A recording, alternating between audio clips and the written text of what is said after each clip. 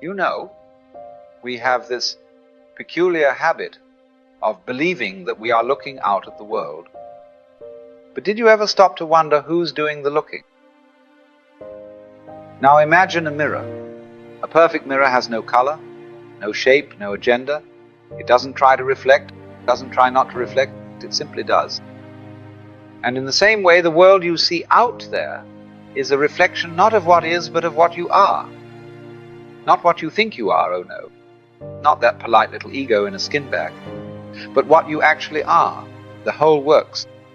The cosmos waking up and saying, so this is what I look like when I'm me. You see, it's quite funny, people imagine they are in the universe, like marbles in a box. But it's more like the universe is in them, poured through a nervous system and interpreted through a lens called I. And just as your eyes cannot see themselves and teeth cannot bite themselves, you cannot see you. You can only see the reflections, the glint in another's eye, the twist of circumstance, the heartbreak, the laughter, the traffic jam, the falling leaf for you. So then, the question is not whether the world reflects you, but whether you're willing to see yourself in it. Because if the mirror is cracked, you call the world broken. But if the mirror is clear, suddenly everything is shimmering, dancing, absurd, divine. So, what is the world? Only your own face wearing 10,000 masks. And if you smile, it just might smile back. Now, let's be clear. You don't see reality. You evoke it. That is what you call the real world, hard, objective. Over there is nothing more than a grand conversation between you and what is. Not a thing, but a dance. Not a noun, but a verb. You see, a rock is not hard unless there's a hand to touch it. And the sun is not light unless there's an eye to behold it. Without skin, fire is not hot. Without ears, thunder makes no sound. So then, hardness, heat, brightness, and noise, all the qualities you take for granted as being out there, are actually the echo of your own structure. In other words, you create the sun, you create the rain, you create the distance between your chair and the moon, because without you, there's no far or near, no up or down, no color, no time. It's all relationship. And when you begin to notice this, really notice it, the world gets, slippery. Because you can no longer say, I'm just observing. You're participating. You're part of the paint in the painting. You see, there isn't a world happening to you. There is only a world happening with you. A world that rises to meet the shape of your mind. So when you gaze out at the mountains, the cities, the clouds, the mess, the miracle, you're not just seeing the world, you're seeing your relationship to it. And so, if what you see is always cruel, always grey, always lacking, you must ask, is it the world that's dull? Or is it simply the way the mirror has been tilted? So here we are, you the observer, the one inside, peering out through these curious little holes in your face, called eyes, watching the world go by like scenery outside a train window. But here's the twist. You are not watching the show, you are the show watching itself.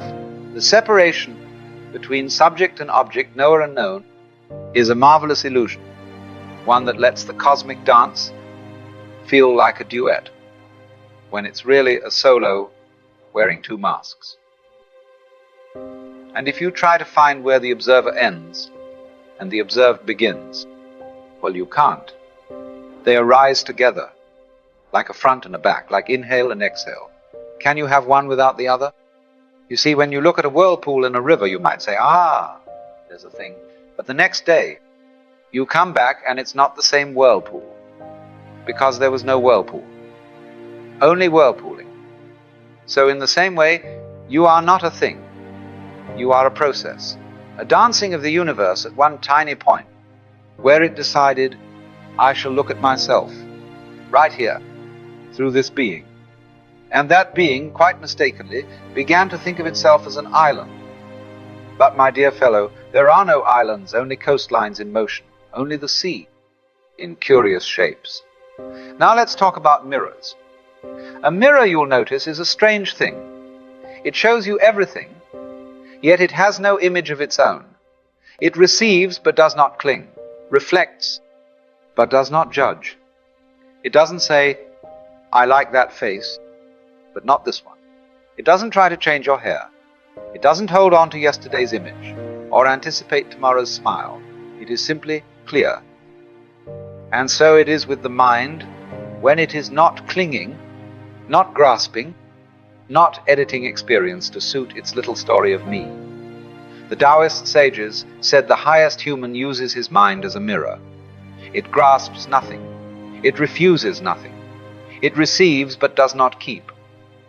When the wild geese fly over the lake, their reflection appears in the water. But the geese do not intend to cast a reflection, and the water has no mind to retain their image. Now that is freedom. But we, you see, we tend to treat the mind not as a mirror, but as a scrapbook. Snapping photos, clinging to wounds, comparing, editing, deleting, as if life were a story we're trying to get right instead of a song we forgot we were singing. But what if you stopped? What if you allowed the moment to pass through you like light through glass? What if you let go of the need to comment, to control, to correct? Then the mind becomes like a mirror again. And in that still, silent surface, you might finally see the one who was always there, not watching life, but being it. Funny thing about looking, the more earnestly you try to find yourself, the more you seem to disappear. Just try. Try to grasp who you are. Not your name, not your profession, not your thoughts or your opinions. Those are like clothes on a hanger. What happens if you go behind the mask? Deeper. Beneath the bones, under the breath, behind the watcher of your thoughts, there's no one there, is there? And yet something is. It watches without comment. It feels but doesn't flinch. It is there when you are 5 and still there when you're 50. But it has no age, no face, no voice. It just is. You say, I think. But can you find the thinker? You say, I feel. But where is the feeler? The more you look, the more you see that the one searching is also the thing being searched for, like trying to bite your own teeth. And this isn't a failure, it's the very joke. The divine prank. The universe pretending not to know itself so it can play at finding out. The self is not a thing inside a body, peering out. The body is the world folding in, and what you call I is simply how it feels to be that fold. So you see, it isn't that you are in the universe. You are what the universe is doing, right here, right now, in this peculiar shape. There's something quite extraordinary about silence. Not the absence of noise, but the silence that's humming inside every sound. The silence that isn't empty, but so full it spills into form. Like the mirror that reflects all things, yet remains untouched. Like space holding stars, music, bones, laughter, but never clinging. That silence is not separate from you. It's not something you enter. It's what remains when the commentary stops, when the mind forgets to name, and the world forgets to explain. And suddenly, there it is. Not peace as an achievement, not stillness as an effort, but a kind of listening that listens to nothing and everything at once. When they asked Vimalakirti to define the void, he didn't write a poem. He didn't offer a theory. He said, nothing. And in that nothing, the room thundered, because silence isn't the opposite of speech. It's the source of it. The mother of all words, the womb of all worlds, and when you touch it not with your hands, not with your mind, but with your whole being, you realize something odd. You don't need to fix the noise. You don't need to escape the chaos. You don't need to quiet your thoughts. You just stop fighting. And, like mist on a warm morning, it all dissolves, leaving not answers, not doctrines, but this strange echoing presence that has no name, because it never needed one. If you sit very still and just look not at any particular thing, but just look, you'll start to notice that there's no edge between you and what you see. At first it all seems very obvious. There's the world, and here you are. You, the observer, the looker, the thinker, the feeler. That old familiar sensation of being in here somewhere, peeking out through the eyes. But the more clearly you observe, the more this boundary begins to blur. It's not that the world disappears. Rather, it begins to echo you. And you might notice something gently startling. Everything changes depending on the mood in which you meet it. When you're tense, the trees look jagged. When you're at ease, even the cracks in the pavement have charm. You walk into a room expecting coldness and find coldness waiting. You expect resistance and somehow everything resists. This isn't mysticism or magic. It's participation, relationship. There's no such thing as a reflection without a surface to reflect it. No such thing as a smile in the mirror, unless there's a smile in the face that stands before it. And so, if what you see is always bitter, always broken, always lacking, the mirror is doing nothing more than showing you your own face. Of course, it doesn't hold the image, it doesn't judge, it doesn't edit.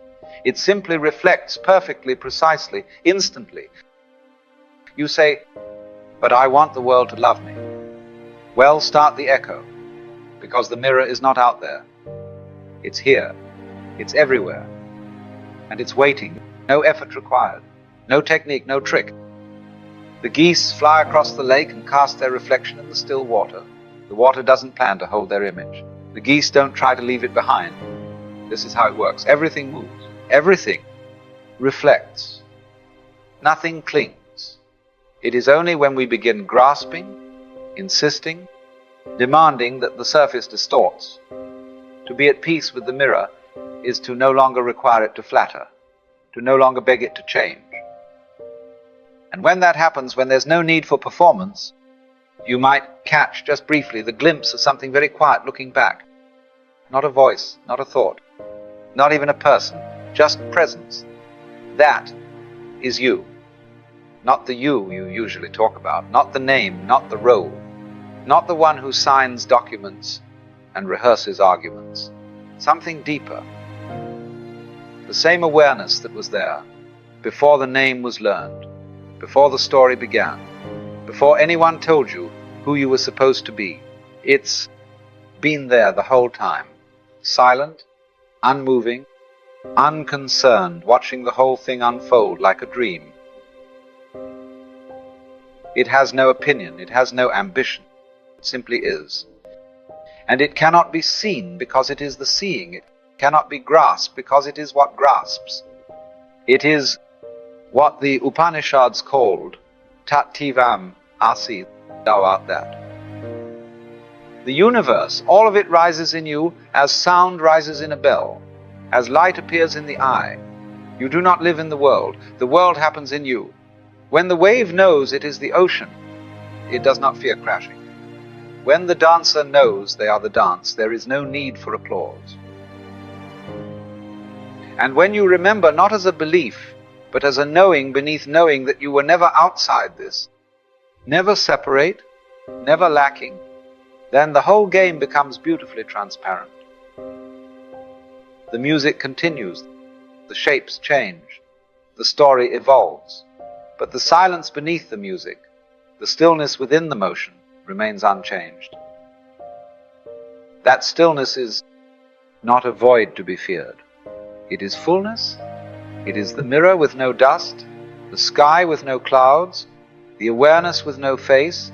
And if from time to time you forget, as forgetting is part of remembering, the mirror will still be there, reflecting. Because the face it shows was never missing, and the one who's been looking all along was simply the looking itself.